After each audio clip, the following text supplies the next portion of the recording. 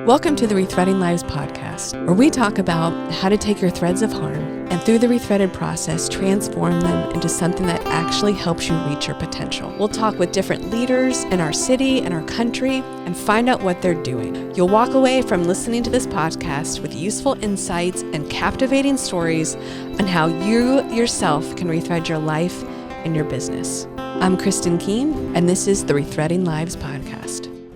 Hello, Rethreading Lives podcast listeners and viewers. Welcome to recap of Aaron Butler, where I get to watch the videos and we get to recap it together, which is always a little bit awkward and fun. So this is my interview with Aaron Butler. Aaron and I met in Lifework Leadership, which is a Christian leadership group in the city. And he is, I feel very, very big sisterly towards him. He's quite a bit younger than me. He is a rising leader in our city. He is kind and insightful, and I loved my interview with him. I learned a lot. And I loved hearing about his mom. If you listen to the interview, his mom was his biggest influence in his life. His mom was his steady. His mom was this leader in every job she took. And yeah, just to hear about his mom's influence on his life is beautiful. So let's take a listen.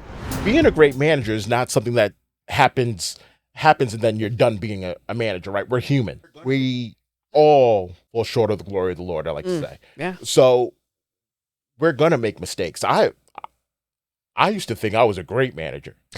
And then I started analyzing some of the things that I've done as a manager. And I've recognized that I'm still growing as a leader. I'm still growing as a manager. I'm still growing as someone who is there. Just going to pause right there and say one of the elements of the rethreaded process is openness.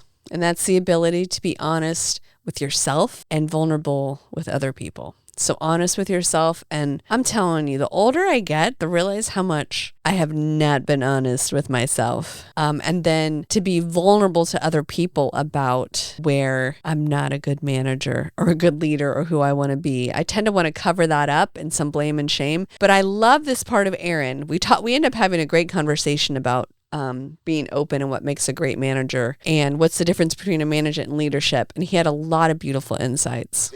To guide people through their journey, whatever the case may be.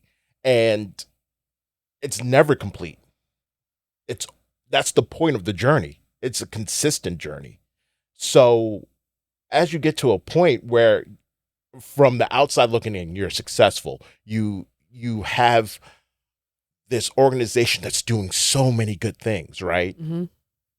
So of course you're going to falter as a human. But the fact that you are aware of it, you analyze it, you say, okay, where could I have done better that day? That means you're growing, and you're growing as a leader, and that growth is never ending. I'm reading a book called The Wisdom of the Bullfrog by retired Admiral McRaven. And in it, he talks, and this is someone who's commanded fleets of the Navy, right? And high up in the military. And he talks about the moments that he's fallen short and the experiences that he's had where he hasn't been successful and how he's had to deal with that. And leadership is never ending. It's always continuous. And that's why I love what I do, because I learn something new every day. I learn something new about myself, something new about the people I'm working with, the organizations I'm working with. I get to learn something new every day about what it takes to be a leader. And there's always a different situation that pops up. That is so true. That is one thing I do love about my job. I get to learn all the time, whether it's about management. I learn every time I do this podcast and I get to sit here on the couch with someone, I learn, which is why I obsessively love this podcast and want you to learn like I learn here. Like there has been some interviews that I've done on this couch that are changing my life. So again, I think that's part of the openness, right? The willingness to learn and to admit you don't know everything and to keep growing. It's a part of the process. If we don't do it, then we stop growing. Oh, me and Jason just had that conversation this morning, my coworker. A lot of business books talk about if you're not growing, then you're dying. And reflecting on that for Rethreaded. How in a work culture do you create vulnerability? Like, it's almost like against everything that business says. So I got my first job when I was 13 years old. I became a supervisor when I was 14. And every job I've had since then, I've been in a supervisor or a manager role. So I've been managing people for the last 22 years. And I was 16, so I was a kid. And I was managing this young man. He was younger than me. And we worked at a water park. Working at a water park is the most fun I've ever had in my life. I just want to put that out there. But he always seemed so miserable. And I didn't understand it because we're at a water park.